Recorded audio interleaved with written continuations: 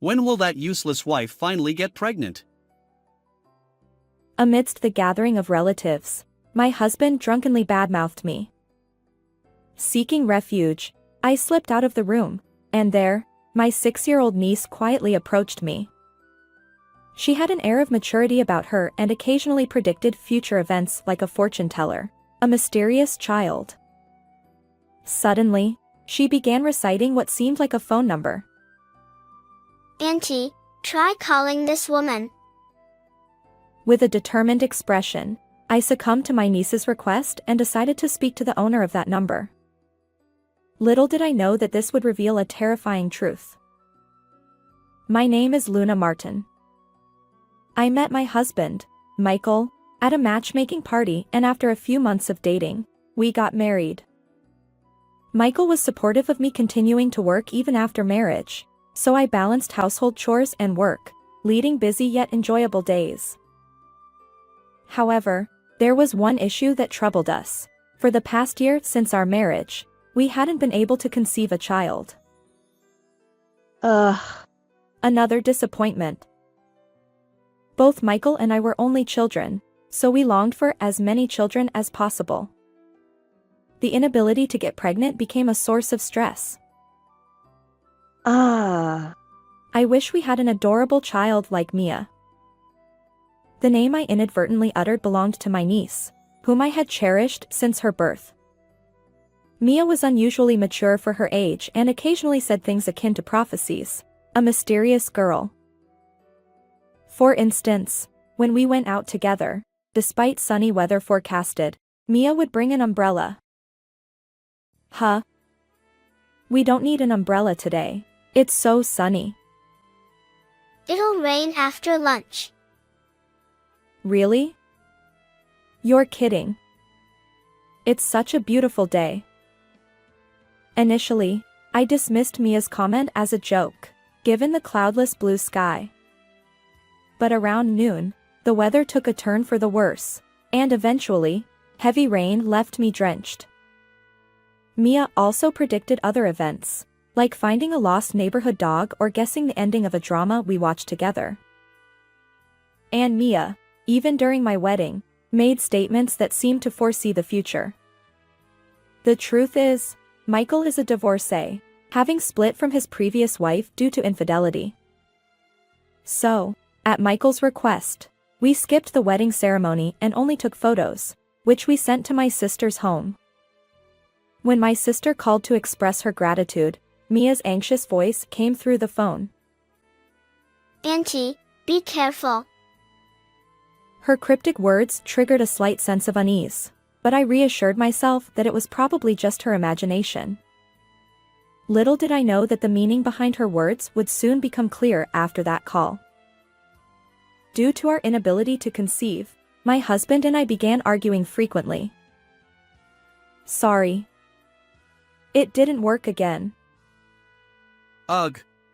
It's been a year since we got married. Get it together. Is there something wrong with your body? That's a harsh way to put it. I want a child just as much as you do. Really? Well, let's find out if you can get pregnant properly by getting tested at the hospital. And so, I reluctantly went for the examination at my husband's insistence. However, no abnormalities were found in my body. When I reported this to my husband, one would expect relief, but his reaction was quite the opposite. You're saying it's not your body's fault? Ridiculous. It's the result of a proper examination. For peace of mind, why don't you get tested too? Don't joke around. Are you implying I'm defective? For some reason, when the topic of him going to the hospital came up, my husband transformed, vehemently refusing with raised voices. While it's common for men to be reluctant about medical tests, his reaction was far from ordinary. Why such anger? Something seems suspicious. Gradually, my trust in Michael waned, suspecting he might be hiding something. One day, While I was brooding over my worries, I heard the sound of my husband's phone ringing repeatedly while he was in the bath. Despite always keeping it on silent mode at home, he seemed to have forgotten to set it that way this time. Annoyed by the persistent ringing, I peeked at the screen and noticed a multitude of missed calls from the same phone number. Seeing this, I began to suspect that Michael might be having an affair, but even after discreetly checking his phone and bag, I found no evidence to support my suspicions. After some time, my husband seemed to be entrusted with a new project, resulting in late-night returns home. I supported him by handling the household chores he was responsible for, but there were no words of gratitude or apology from him. However, as I also worked full-time, it was challenging to manage household tasks perfectly. Hey, the laundry is piling up. Oh, I'm sorry. I had overtime yesterday, so I plan to do it today. Lately, you've been quite lax with housework. We're having store-bought meals for dinner, and you barely vacuum once a week. I'm doing your share of the chores too.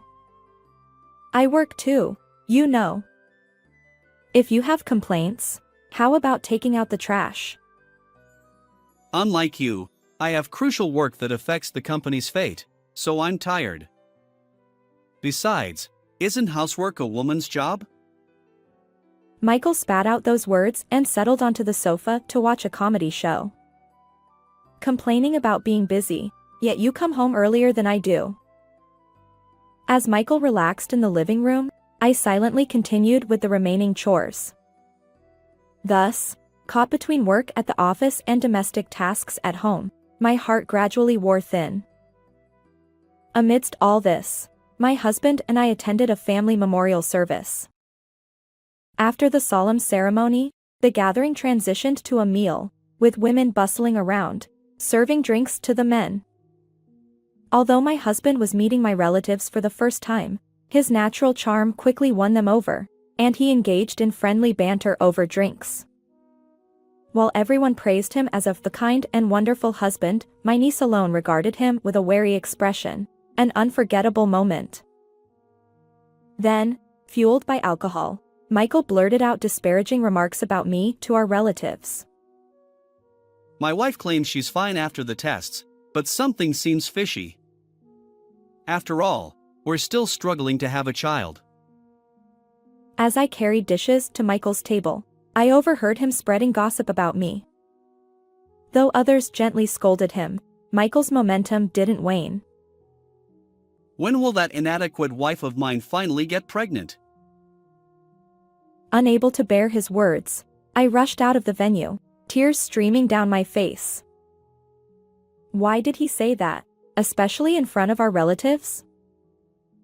Just then, my niece Mia came searching for me. Auntie, are you here? She peered at my face and gently held my hand, calming my nerves. I hurriedly tried to return to the memorial service venue, but Mia stopped me. Then, in a hushed voice, she began reciting a series of numbers, a phone number, it seemed. I thought of this number when I saw your husband's face earlier. Call it. Huh? Whose phone number is this? Never mind that, just dial it quickly. Urged by Mia, I entered the number into my phone. Wait, this looks familiar. It turned out to be the same number that had filled Michael's call history on his phone. Realizing this, I hastily made the call. Hello? After a few rings, a melodious voice answered. And from that person, I learned the truth Michael had been hiding, a truth so far-fetched that I initially couldn't believe it. Auntie, what the woman said is true. But Mia, who had been listening alongside me, whispered this as I was panicking. Her words helped me regain composure, and simultaneously, my anger toward Michael erupted. Had my precious year been wasted on such a selfish man? As I hung up the phone, I noticed that the memorial service was about to conclude. With Mia by my side, I left the scene. As we hurried back to the venue, our relatives were already tidying up after the meal, preparing to leave. Hey, where were you?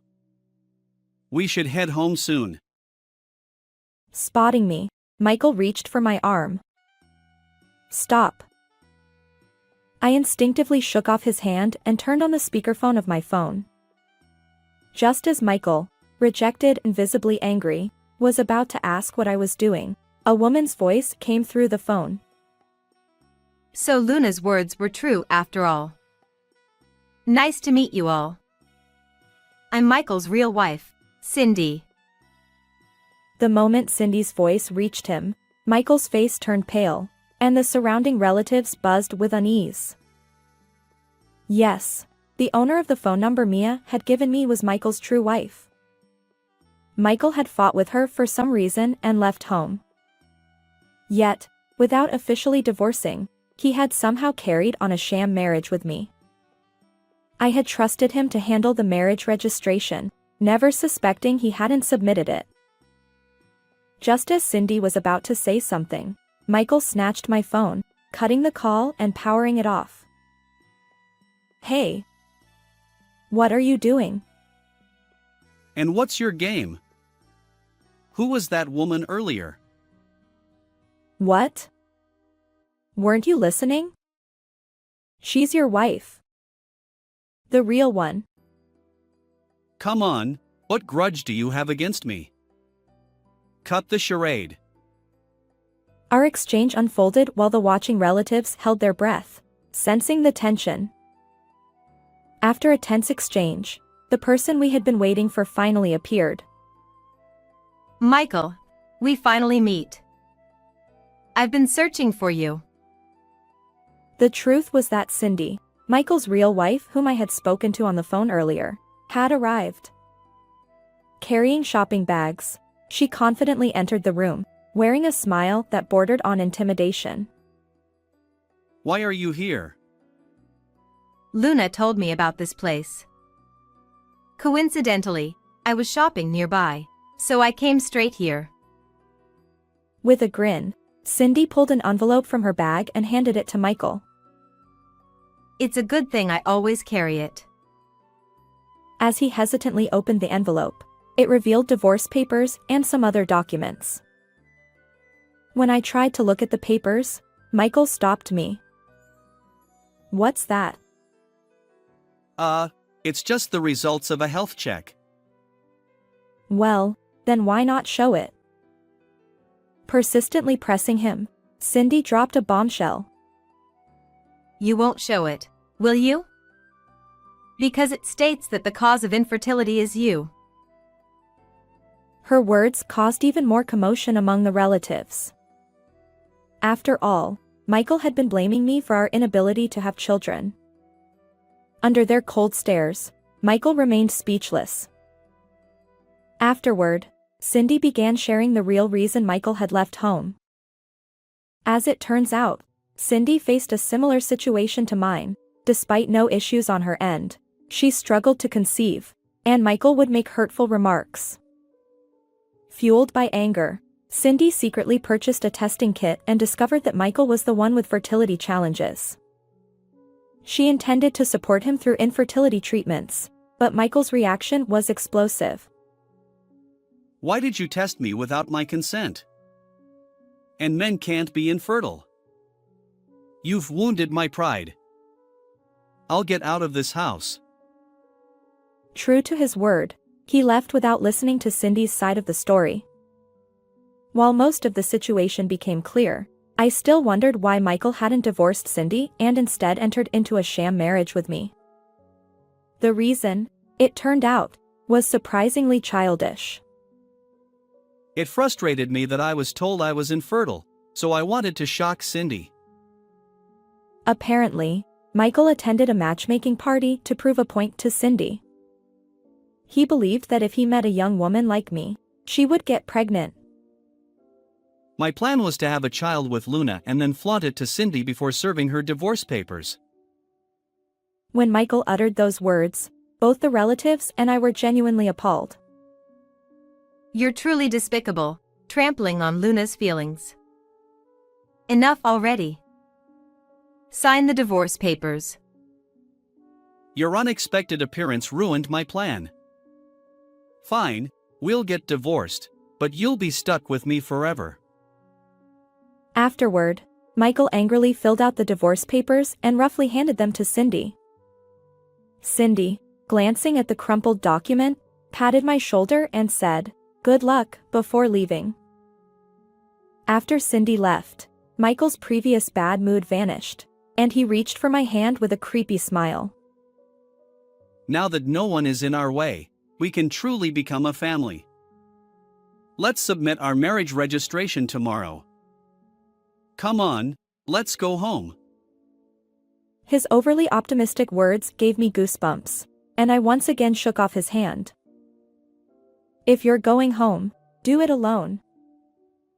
Why are you being so cold? We loved each other, didn't we? You used me for revenge against your wife. There's no love left for someone like you. Brace yourself. I intend to sue you for marriage fraud. Wait. My icy words left Michael shocked and speechless. Leaving him there, I exited the venue.